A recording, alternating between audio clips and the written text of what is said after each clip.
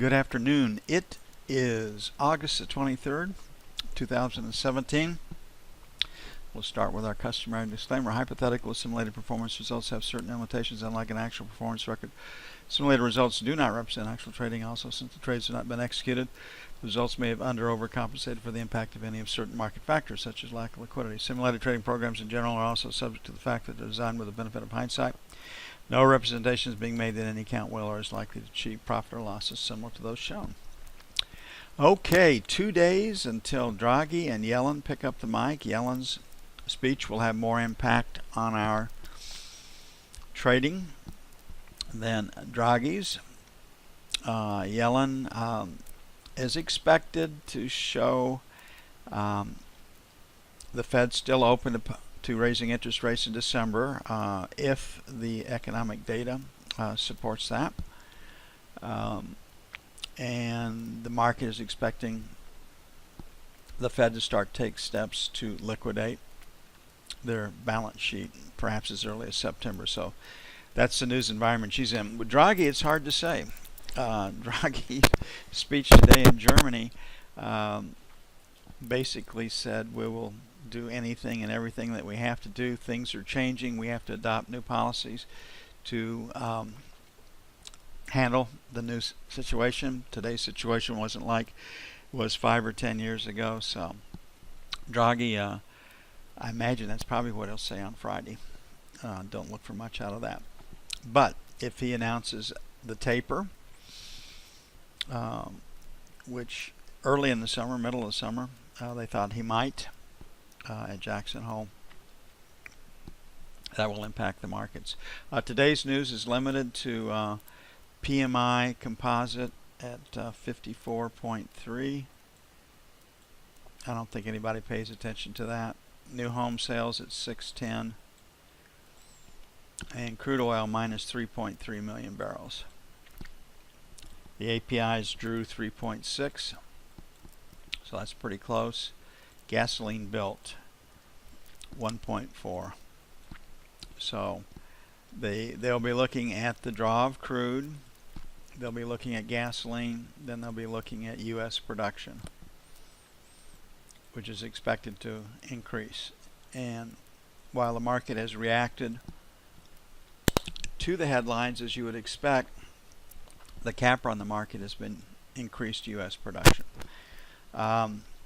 So news focus, new home sales for the bond, direction of the E-mini. I think we're probably in a trading range, and you can see right here that we have sellers above 28. We're at 21.5 right now. Would like to sell 27s or better, but first sell it'll come up as 23 to 27, sell 1.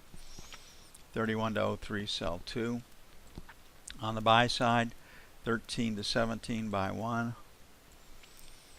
And 5 to 9, buy 2. If the E-mini sells or continues to sell this morning, Treasury should be higher. So we'll be trading with an eye on the E-mini.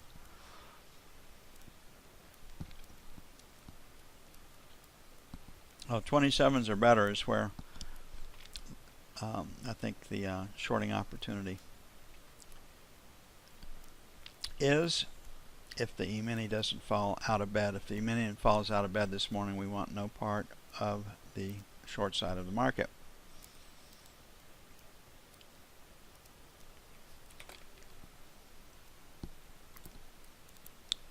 The economic news overnight was limited in Asia. Pretty good out of Europe with economic growth in everything but German services. So the manufacturing numbers were up for the EU, for France, for Germany. The services numbers were a little weak based on German numbers. Okay, 156 even, 156.04 is 1, 7 to 11, sell 1. Knob spread is expanding, 15 to 19, sell 2. I think Friday's action news, Jackson Hole option expiration holds the market in check. On the buy side, 20 to 24, number 1. 13 to 17, buy 1. 1 to 5, buy 2.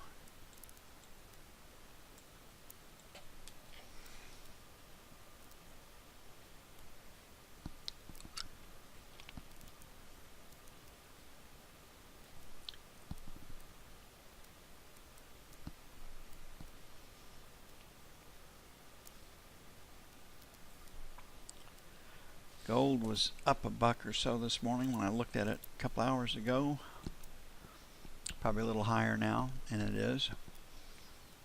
Boy, resistances, we're right at resistance. So say that the E-mini is going to sell early in the session, so 99 to 01, sell 1. Question mark here at 97. And 4 to 6, sell 2. On the buy side, 90 to 92. Picking up this and that and a market number. And then 85, 87 for buy 2. E-mini sells, we should be higher.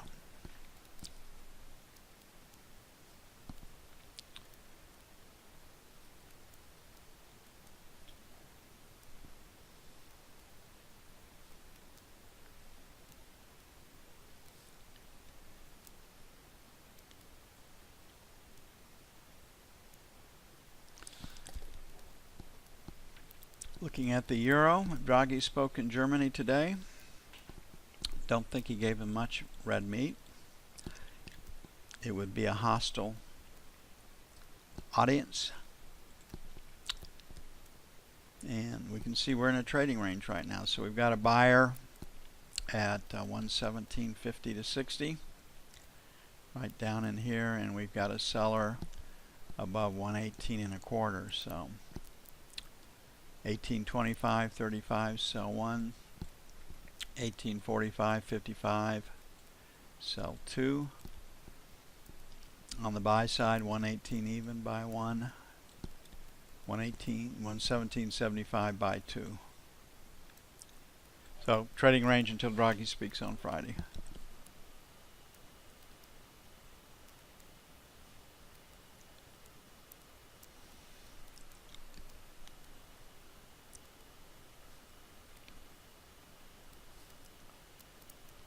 Okay, today is news day on crude oil. We look for a 30 to 40 tick range before the news hits. Focus more on gold on these mornings. APIs drew 3.6. EIA to draw 3.3, so those are pretty close to in line. Gasoline built 1.4, that's never good. And distillates built 2.0. With what's going on with Venezuela and the rest of it, there's a Cushing drew 500,000 barrels. So we've got a export market to work the excess off. So the key, number one, the headline will be the draw or build in crude. It will be cross-checked against gasoline. Then U.S. production. And if U.S. production is higher than it was last week, after the market settled down, when these two hit the market, it should sell. We have a Newsday trade that we'll talk about when we get close to it. But if gasoline and crude oil are at variance, opposite of each other, the market gives a whipsaw in our Newsday trade. We don't take it. So it's important to not only get what happened in crude oil and gasoline to make sure that we're not on the wrong side of the market. Right now, structurally before the news, 75 to 48, sell 1. 25 to 50, pretty much where we were last night, sell 2. On the buy side, 47 and a quarter, 47.50, buy 1. 46.75, 47, buy 2.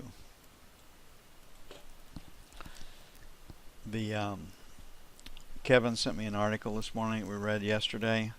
The infinite supply of crude in the Permian Basin. It's a huge structure, and with improved extraction processes, the Permian Basin is going to be around for a long time.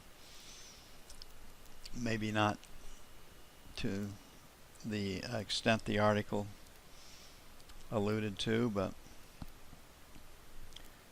multiple pay zones go forever. Then you got the shale on top of that. Okay, the E-mini. Don't have a lot of news today. That is of the type that moves the markets. Trump's speech last night, where he said he was prepared to shut down the government to get funding for the wall, and he's only asking for $1.6 billion. And in a $4 trillion budget, you would think that they would be able to come up with that without shutting down. But the political forces from both sides of the aisle that are aligned against Trump are more than significant. And now Mitch McConnell is talking about a failed presidency, so Mitch McConnell is out in the open in his obstruction in opposition to Trump. Paul Ryan can't wait to get a dig in on Trump. So Trump's got his hands full, and if he can't take it to the people, his program, and get some help from them with direct speeches to the people like in Phoenix last night, his programs are effectively dead. The rally from November 11th has been based on taxes, industrial policy. He's doing a lot with industrial policy, rules and regulations right now. All by executive order. He needs to get some legislation passed there. He needs to get taxes. He needs to get the wall done. And if he can get those two done, immigration reform with taxes, that's probably enough to get him a second term in office. And that's why everybody's fighting him so hard. They don't want that second term. So, anyway, a government shutdown. Now, what happens in a government shutdown? 84% of the government workers are deemed too important not to be on the job, so they still come in and go to work. 16% of the government, if the past is a clue or guide for the future, will get a paid vacation, time off, full pay and benefits. It'll show that they don't get it, but they get it retroactively. And then so all at taxpayers' expense. So there is no such thing as a true government shutdown. But believe you me, that's all we'll hear about as far as the press is concerned, and the politicians. Can't shut the government down, can't do this, yada, yada, yada. So that's what Trump is up against. So was yesterday just a short covering rally? Short covering rallies are 40 points, 30 to 40 points. The low was 24, say 16. We got up to 24, say 56. That's 40 points. That's about what you expect out of a short covering rally. So was yesterday a short covering rally, or the market's going to sell and take out the 24.15 area, or is the correction that we've experienced under the bull market we've been under since 2009, 50 to 70 points in effect. My guess is that we won't break the market today. My guess is that we're in a pause. The bull market is still there without a new piece of news, and we're awaiting Friday's news. So I think we can sell today. I don't think we can break the market in this 35 area right here. All those little data points there, 38, 40, 38. So 38 to 40 represents pretty good support. So let's make 40, 42 by 1, and 35, 37 by 2. On the sell side, we'll make it 47 to 50, sell 1. Pick up this area right in here. And then 54, 56, sell 2.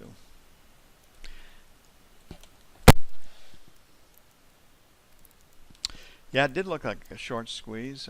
Like I said, 40 points normally will contain a short covering rally. And we'll know today if they take out 24.35 and the selling starts to accelerate. That's all it was a short covering rally.